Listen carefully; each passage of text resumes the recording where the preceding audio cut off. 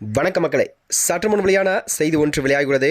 2026 சட்டமன்ற தேர்தல் கூட்டணி குறித்து பேசிய பிரேமலதா விஜயகாந்த் என்ன சொன்னார் தெரியுமா? வாங்க வீடியோவை முழுமையாக காணலாம். அதாவது தமிழ்நாட்டில் நடைபெறவுள்ள 2026 சட்டமன்ற தேர்தலுக்கு இன்னும் சில மாதங்களே உள்ள நிலையில்தான் தமிழக அரசியலில் அனைத்து கட்சிகளுமே தங்கள் கட்சி பணிகளை தீவிரமாக மேற்கொண்டு வருகிறதா. அந்த வகையில்தான் திமுக, அதிமுக, தவேக, பாஜக, காங்கிரஸ், தேமுதிக, விசிக, மதிமுக, பாமக உள்ளிட்ட பல்வேறு கட்சிகள் எல்லாம் தங்கள் கட்சி பணிகளை தொடங்கிவிட்டதே என்று கூறலாமா?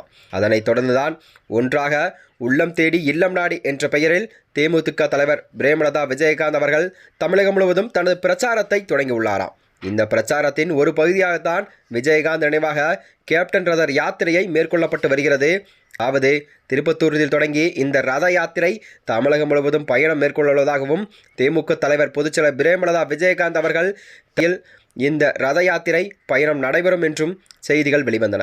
அதாவது இந்நிலையில் தான் கேப்டன் ரத யாத்திரை மயிலாடுதுறை வந்தது. மயிலாடுதுறையில் தேமுதிக பொதுச்செயலர் பிரேமலதா விஜயகாந்த் அவர்கள் உள்ளம் தேடி இல்லம் நாடி என்ற பிரச்சார பயணத்தை மேற்கொண்டுள்ளார்.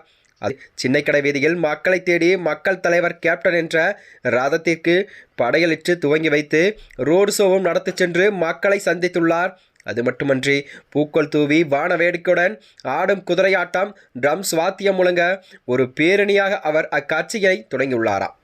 அது மட்டுமன்றி பட்டமங்கலத்தில் தெருவில் கூட நடந்து சென்றும் ரதத்தில் ஏறி உற்சாகமாக பிரேமலதா அவர்கள் பொதுமக்களை சந்தித்து கையசைத்தாராம். தொடர்ந்து பெரிய கடை வீதி பரபரப்பை பேசுகையில் மயிலாடுதுறை தொகுதி ஏற்கனவே தேமுதிக கோட்டையாக இருந்தது.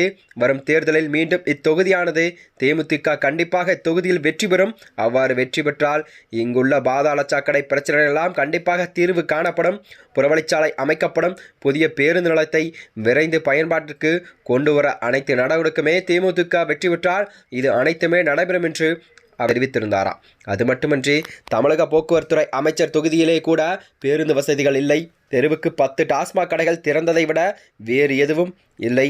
தேமுதிக வெற்றி பெற்றால் டாஸ்மாக் கடைகள்லாம் கண்டிப்பாக படிப்படியாக குறைக்கப்படும் என்று கூறியிருந்தாராம்.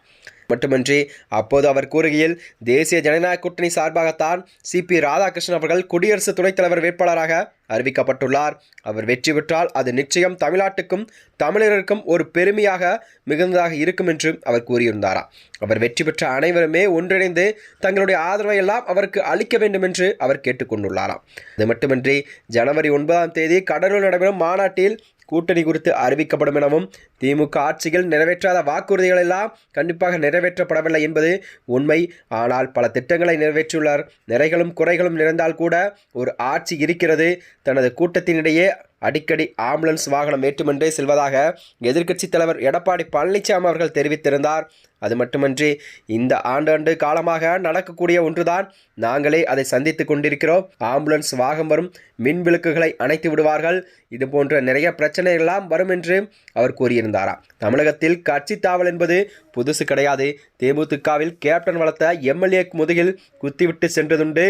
துரோகிக்கு வரலாறு கிடையாது என்றார். உடன் தேமுக பொருளாளர் சுதீஷ், மாவட்ட செயலர் பாலு ஆகியோரெல்லாம் இந்த கூட்டத்தில் கலந்து கொண்டதாக செய்திகள் வெளிவந்தன. மேலும் இதுபோன்ற வீடியோக்களை தெரிந்து கொள்ள நமது சேனலை மறக்காமல் சப்ஸ்கிரைப் செய்து கொள்ளவும். நன்றி, வணக்கம்.